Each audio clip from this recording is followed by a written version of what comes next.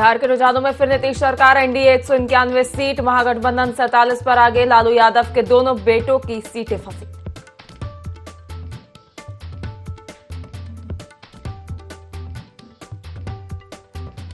श्रावस्ती में एक परिवार के 5 लोगों की मौत से मचा हड़कंप। घर में मिले पति पत्नी और 3 बच्चों के शव। पुलिस कर रही मामले की जांच पड़ताल।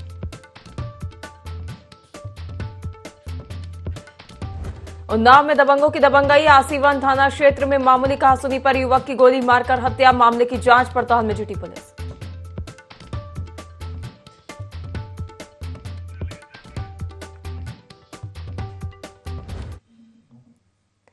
नमस्कार, IND 24 में आप सभी का बहुत बहुत स्वागत है। आपके साथ मैं हूं पल्लवी परिहार और यूपी लाइव देख रहे हैं आप। चलिए बुलेटिन की शुरुआत करेंगे खास खबरों के साथ। आपको बता दें, बिहार चुनाव के रुझानों में फिर नीतीश सरकार आगे है। एनडीए 191 सीट, महागठबंधन 48 पर आगे। लालू यादव के दोनों बेटे चल रहे पीछे। आपको बता दें, बिहार विधानसभा की 243 सीटों पर वोटों की गिनती जारी। सम्राट चौधरी तारापुर से आगे चल रहे हैं। सभी मतगणना केंद्र पर सुरक्षा के पुख्ता इंतजाम किए गए हैं। इस बार बिहार चुनाव 2 फेज में हुए हैं और 67.10% वोटिंग हुई है। आपको बता दें, रिकॉर्ड मतदान रहा है, जो 2020 विधानसभा चुनाव से करीब 10% ज्यादा है।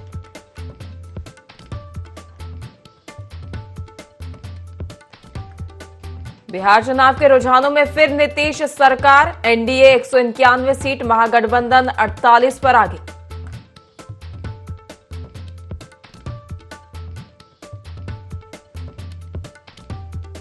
लालू यादव के दोनों बेटे चल रहे पीछे। बिहार विधानसभा की 243 सीटों पर हुआ है मतदान।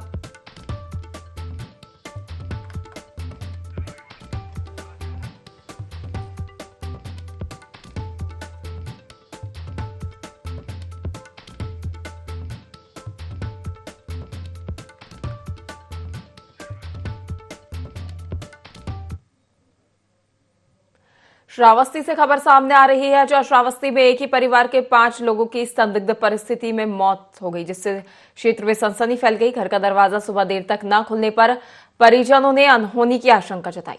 कमरे के जाल के अंदर झांकने पर पति पत्नी और 3 बच्चों के शव पड़े मिले। घटना से परिवार में हड़कंप मच गया। मौके पर पहुंची पुलिस और फॉरेंसिक टीम मामले की बारीकी से जांच कर रही है।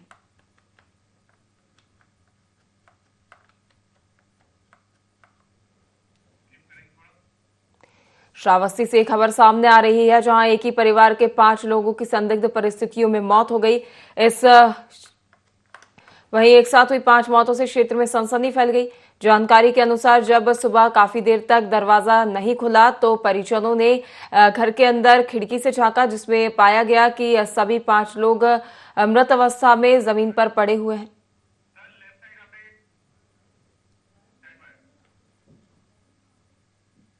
उन्नाव से खबर सामने आ रही है, जहां मामूली कहासुनी के बाद दबंगों ने युवक को गोली मार दी। फायरिंग में युवक के सीने के पास लगी 2 गोलियां।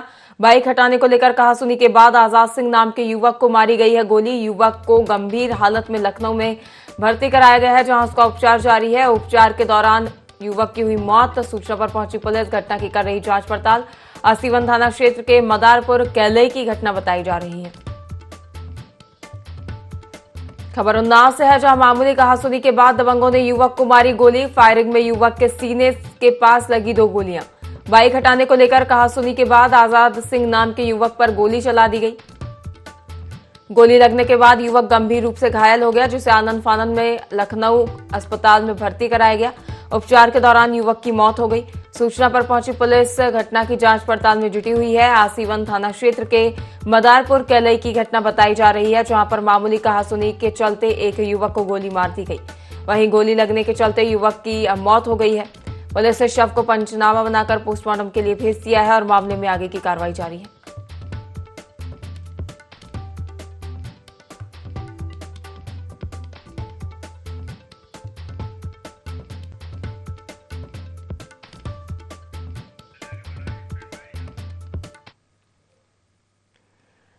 यातायात माह के तहत बस्ती की पुलिस लगातार लोगों को ट्रैफिक नियमों के प्रति जागरूक कर रही है और नियमों का उल्लंघन करने वालों पर कड़ी कार्रवाई की जा रही है।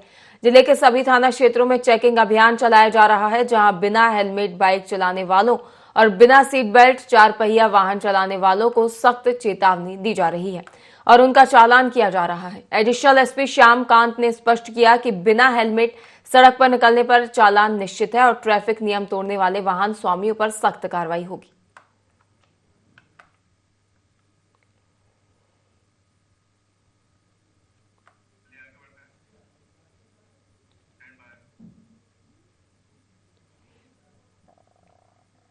जिलाधिकारी डॉक्टर शिव शरणप्पा जीएन ने शोहरतगढ़ सीएससी का औचक निरीक्षण किया, जहां सफाई व्यवस्था में लापरवाही और कुछ विभागों में अनियमितताएं पाई गई। डीएम ने अस्पताल अधीक्षक को सभी कमियां तुरंत दूर करने के निर्देश दिए और स्पष्ट कहा कि स्वास्थ्य सेवाओं में लापरवाही बर्दाश्त नहीं होगी। उन्होंने वार्ड, दवा वितरण केंद्र, लैब और आपातकालीन सेवाओं का निरीक्षण किया और स्टाफ को समय से ड्यूटी पर उपस्थित रहने और मरीजों के प्रति संवेदनशीलता दिखाने के निर्देश दिए। निरीक्षण के दौरान अनुपस्थित मिले कर्मचारियों को 1 दिन का वेतन रोकने का आदेश जारी किया गया।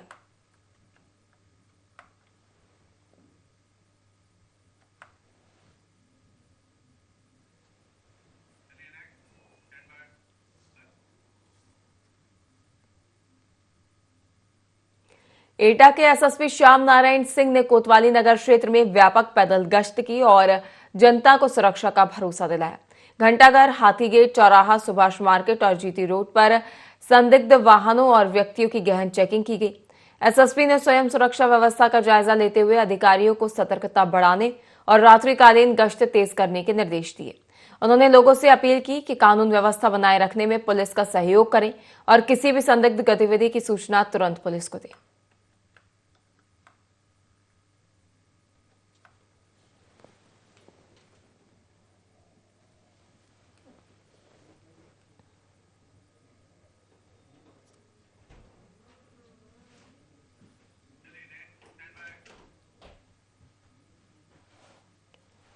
एटा की कोतवाली देहात क्षेत्र के हीरापुर गांव में युवक का शव मिला। शव घर में फांसी के फंदे पर लटका हुआ मिला। वहीं परिजनों ने हत्या का आरोप लगाया है। पुलिस ने शव को कब्जे में लेकर पोस्टमार्टम के लिए भेज दिया है। फिलहाल पुलिस मामले में आगे की कार्रवाई में जुटी हुई है।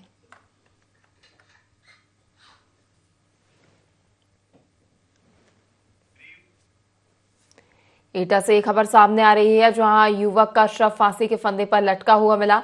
युवक का शव घर में फांसी के फंदे पर लटका हुआ मिला, जिससे परिवार में कोहराम मचा हुआ है। युवक की मौत के बाद परिजनों ने युवक की हत्या की आशंका जताई है। आपको बता दें कि फांसी के फंदे पर घर पर ही लटका मिला है युवक का शव, जिससे क्षेत्र में सनसनी फैल गई। वहीं घटना की सूचना पुलिस को दी गई, जिसके बाद पुलिस मौके पर पहुंची। पुलिस की ओर से शव को पोस्टमार्टम के लिए भेज दिया गया है और मामले में आगे की कार्रवाई जारी है।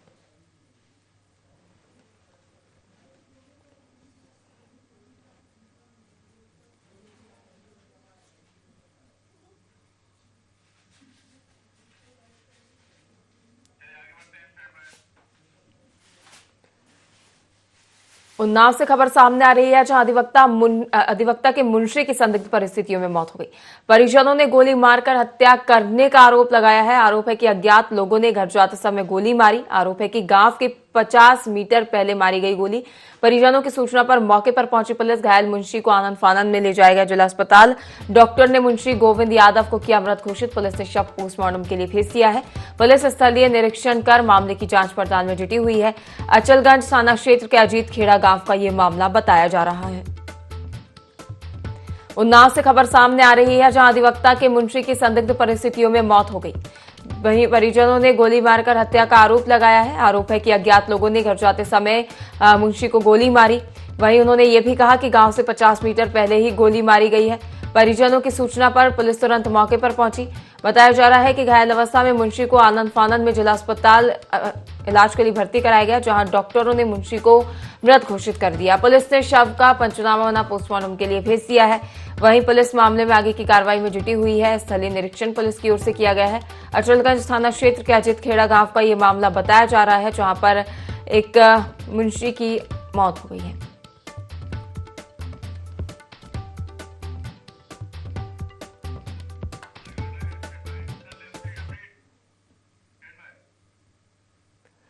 कुशीनगर की सेवरही पुलिस ने फरार आरोपी को गिरफ्तार कर लिया है। आरोपी पर पॉक्सो एक्ट के तहत मामला दर्ज है।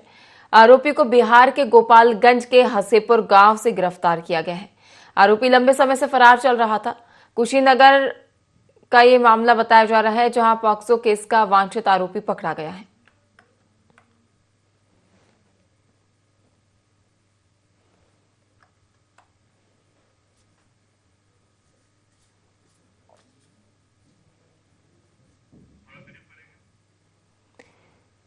कुशीनगर से खबर सामने आ रही है, जहां पर पॉक्सो के केस का वांछित आरोपी पुलिस के हत्थे चढ़ गया है। बिहार से आरोपी को गिरफ्तार किया गया है। पुलिस काफी दिनों से आरोपी की तलाश में जुटी हुई थी। वहीं पुलिस को अब आरोपी को पकड़ने में सफलता हासिल हुई है। वहीं पुलिस मामले में आगे की कार्रवाई में जुटी हुई है।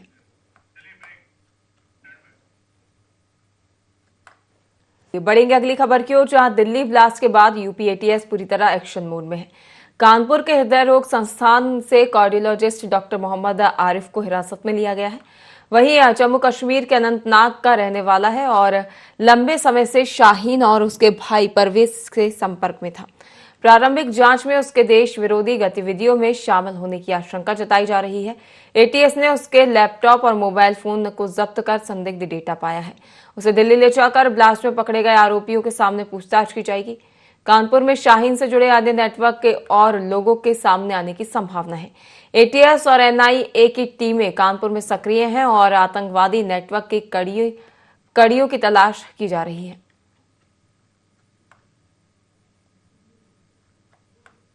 एक महीना पहले हमारे पास आए थे कि मैंने कार्डियोलॉजी के मैं डॉक्टर हूँ, कि मैंने आईडी ली, सब कुछ किया, आईडी को चेक किया, सब कुछ ठीक था। उनका कभी आते थे रात में, कभी दिन में रहते थे, अपना चले जाते थे। कभी हम लोग से मिलने कोई नहीं आता था। हम अगर यहाँ बैठे भी रहते थे तो कभी दुआ सलाम भी नहीं कर। कल 4 लोग लगभग 7:30 बजे आए थे, फ्लैट की चाबी लाए थे। तो मैंने उनसे पूछा भाई कैसे, तो उन्होंने डॉक्टर आरिफ जो भी हो उनसे बात कराई कि हाँ इनको हमारे फ्लैट में जाने दीजिए, कुछ सामान ये देखने हैं। हमारे यहाँ फर्स्ट ईयर के स्टूडेंट थे डीएम कार्डियोलॉजी के, मोहम्मद आरिफ मीर। ये अभी 2-3 महीने पहले जो काउंसलिंग के थ्रू सेलेक्ट होके आए थे, फर्स्ट ईयर के स्टूडेंट थे। इनकी आफ्टरनून वाली ड्यूटी थी, उसके बाद में ये ड्यूटी करके यहाँ से गए। तो उसके बाद में हमें शाम को पता चला कि इनको पूछताछ के लिए कोई टीम लिवा के ले गई। 3 महीने पहले काउंसलिंग जो है उसी के थ्रू आते हैं हमारे स्टूडेंट, तो उसमें 3 महीने पहले लगभग कैंपस के बाहर से लिया, यहाँ ड्यूटी खत्म करके घर जा चुके थे, वहीं से इनको। डीएम कार्डियोलॉजी फर्स्ट ईयर में एक डॉक्टर मोहम्मद आरिफ मीर नाम के, जिनके पिताजी का नाम हमारे जो हॉस्पिटल के रिकॉर्ड्स है उसके अनुसार गुलाम हसन मीर है, तो इन्होंने हमारे यहाँ अगस्त 2025 में as a senior resident DM cardiology, जो कि एक post graduate super speciality course होता है, उसके अंतर्गत as a first year resident join किया था। ये कोर्स 3 वर्ष का होता है और इनका जो पता हम लोगों के रिकॉर्ड्स में लिखा हुआ है वो जम्मू कश्मीर, खागुंड सादीवारा नियर मोहम्मद शरीफ कश्मीर का इनका जो पता लिखा हुआ है। और यहाँ पर ये अशोक नगर नियर फातिमा स्कूल कानपुर में जो है ये किराए पे रह रहे थे। इतनी जानकारी हम लोगों के रिकॉर्ड में है और यहाँ पर इनका चाल चलन सही था और कोई ऐसा नहीं था कि कोई संदिग्ध गतिविधि में शामिल लगते हो, तो ऐसा कुछ नहीं था, क्योंकि बहुत शॉर्ट टर्म रहा है, 4 महीने का पीरियड रहा है। तो 4 महीने के पीरियड में किसी भी छात्र को असेस कर पाना बहुत मुश्किल है। उन्नाव में कोतवाली पुलिस का दोहरा रवैया सामने आया है। 3 बार के बीजेपी पूर्व विधायक के बेटे आशु भारती पर हुए जानलेवा हमले के मामले में सदर कोतवाली पुलिस की संवेदनहीनता उजागर हुई है। आशु भारती ने आरोपियों के खिलाफ SC/ST एक्ट व धारा 307 में FIR दर्ज कराई थी, लेकिन कोतवाल संजीव कुशवाहा ने आरोपियों को महज शांति भंग की धाराओं में चालान कर दिया। सूत्रों के अनुसार आरोपियों को 2 दिन तक थाने में बैठाकर सेटिंग के बाद हल्की धाराओं में कार्रवाई की गई। इस पूरे प्रकरण को लेकर पीड़ित परिवार में पुलिस के प्रति गहरा आक्रोश है। घटना मोतीनगर स्थित एक नॉनवेज रेस्टोरेंट में झगड़े के दौरान हुई थी।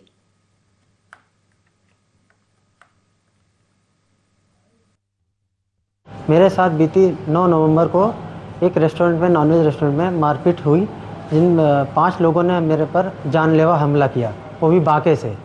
उसके बाद मुझे मरणासन हालत में वहाँ पे छोड़ के चले गए, जाति सूचक गालियाँ देते हुए। उसके बाद मैंने तहरीर दी। तहरीर देने के बाद 2 दिन तक की उनको थाने में बैठा ले रहे, पुलिस की निगरानी में।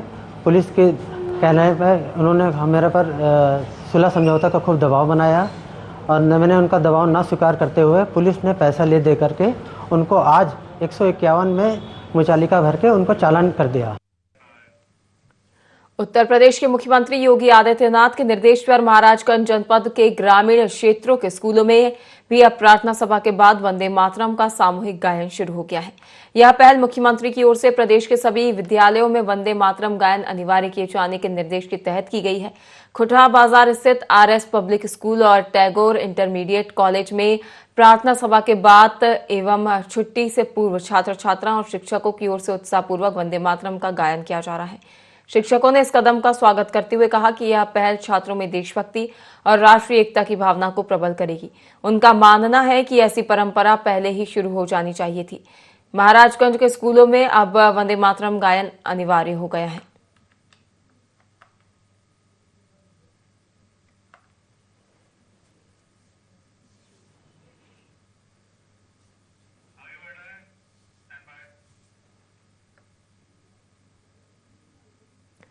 महाराजगंज तहसील क्षेत्र में धान की पराली जलाने की रोक के लिए जिलाधिकारी डीएम संतोष कुमार शर्मा खुद ग्राउंड जीरो पर उतर गए। उन्होंने रामपुर, बुजुर्ग, लखीमा, कटहरा सहित कई गांवों का दौरा कर खेतों का निरीक्षण किया और किसानों से संवाद किया। जिला प्रशासन ने अब तक कुल 80 मामलों में नोटिस जारी किए हैं। पराली जलाने के जुर्म में 13 किसानों के खिलाफ निरोधात्मक कार्रवाई की गई है और 27 किसानों पर 2,72,000 रुपए का जुर्माना लगाया गया है। वहीं 7 कंबाइन मशीनें बिना एसएमएस के चलाए जाने पर सीज कर दी गई। डीएम संतोष कुमार शर्मा ने सदर एसडीएम को निर्देश दिया कि पराली चलने की सूचना मिलने पर त्वरित कार्रवाई की जाए। उन्होंने किसानों से अपील की है कि वे स्वेच्छा से पराली गौशालाओं को दान करें, जिसका प्रबंधन जिला प्रशासन करेगा। इस दौरान डीएम के साथ एडी, एसपी सिद्धार्थ, उप निदेशक कृषि संजीव कुमार और अन्य प्रशासनिक अधिकारी मौजूद रहे। डीएम ने कहा कि प्रशासन का उद्देश्य दंड देना नहीं बल्कि किसानों को जागरूक करना है।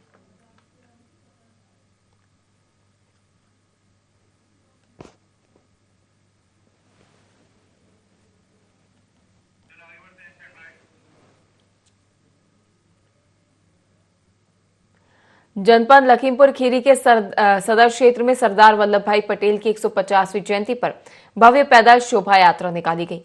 बनवारीपुर चौराहे से निक्की बाबा स्थान तक आयोजित इस यात्रा में देशभक्ति का जोश और उत्साह देखने को मिला। भाजपा के सदर विधायक योगेश के नेतृत्व में निकाली गई इस शोभा यात्रा में भाजपा पदाधिकारी, कार्यकर्ता, महिलाएं, बुजुर्ग और बच्चे लाखों की संख्या में शामिल हुए। शोभा यात्रा के दौरान लोग लगातार सरदार पटेल अमर रहे और हिंदुस्तान जिंदाबाद के नारे लगाते रहे। चिल्ड्रन एकेडमी एमबीबी के बच्चों ने नन्हे नन्हे हाथों में तिरंगा लेकर देशभक्ति की शानदार प्रस्तुति दी। भाजपा कार्यकर्ताओं ने इस अवसर पर एकजुटता की मिसाल पेश की और सदर क्षेत्र की सड़कों पर एकता और उत्साह का संदेश फैलाया।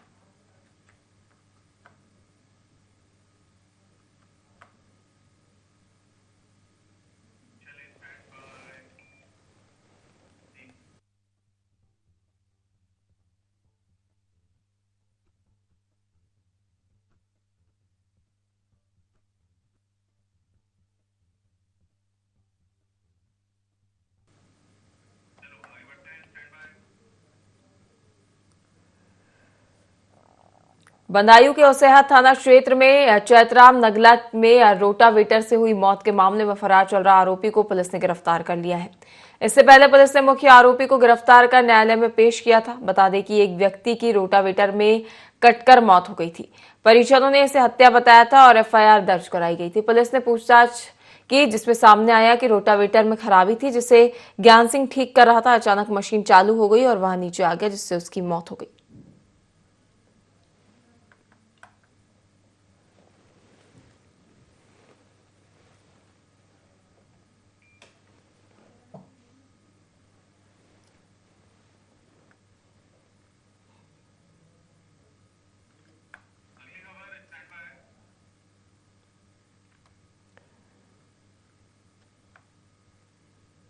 रायबरेली के कैबिनेट मंत्री स्वतंत्र देव सिंह ने सिंचाई विभाग का अचानक निरीक्षण किया।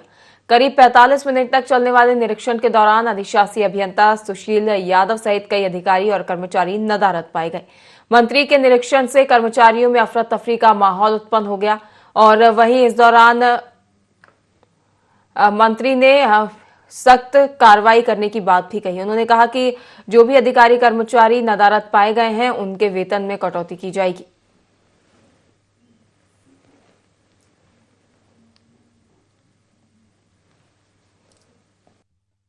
अब हम लोग सड़क पर उतरे हैं कि सिल्ट की ठीक ढंग से सफाई हो जाए, किसान को, गांव गरीब किसान को किसी प्रकार की परेशानी न हो, क्योंकि आदरणीय योगी जी की सरकार है, तो किसी गरीब को सिंचाई विभाग से तकलीफ न हो, पानी पहुंच जाए।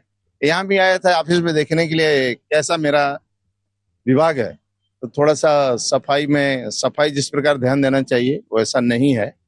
फिर भी कर्मचारी एक दो को छोड़कर बाकी 100% उपस्थिति रहे, सभी कर्मचारी उपस्थित रहे। मैं सोचता था रायबरेली जैसे जगह पर मिलेंगे नहीं 3-4 बजे, फिर भी सभी कर्मचारी उपलब्ध रहे और विभाग के काम में तन्मयता के साथ काम कर रहे हैं। और उपस्थिति एकाध दो रहेगी, बाकी अनुपस्थित रहे, बाकी उपस्थिति सभी। इसलिए काम अच्छा चल रहा है विभाग में, और सभी बाकी टेंडर वेंडर प्रक्रिया ठीक ढंग से चलता रहे। और मेन उद्देश्य हमारा है कि टेल का सफाई होना, नहरों की सफाई होना, किसानों के टेल तक पानी पहुंचना। रायबरेली के जिला कारागार से पेशी पर आए बंदी नाहर नट वकील से मिलने का बहाना बनाकर दीवानी कचहरी से फरार हो गया। सीओ सदर अरुण नाहर ने उनकी तलाश के लिए रेलवे स्टेशन, बस अड्डा और शहर के मुख्य मार्गों पर निगरानी टीम तैनात कर दी है और आरोपी की तलाश लगातार जारी है।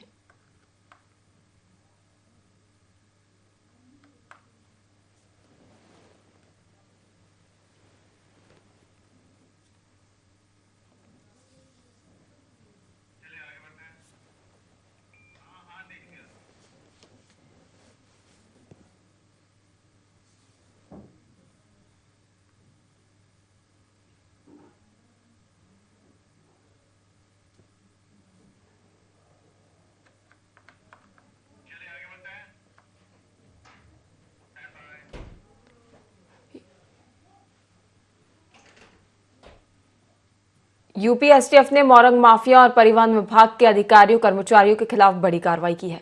फतेहपुर और रायबरेली के एआरटीओ, पीटीओ सहित 11 लोगों पर लालगंज थाने में मुकदमा दर्ज किया गया है। एसटीएफ ने 2 मोरंग दलाल मोहित सिंह और सुशील को गिरफ्तार कर पुलिस के हवाले किया है। आरोप है कि ये दलाल 5000 प्रति ट्रक लेकर ओवरलोड ट्रकों को पास कराते थे, जिसमें एआरटीओ और पीटीओ की मिलीभगत थी। पूछताछ में कई अधिकारियों और कर्मचारियों के नाम सामने आए हैं। एसटीएफ की तहरीर पर दोनों दलालों को जेल भेज दिया गया है।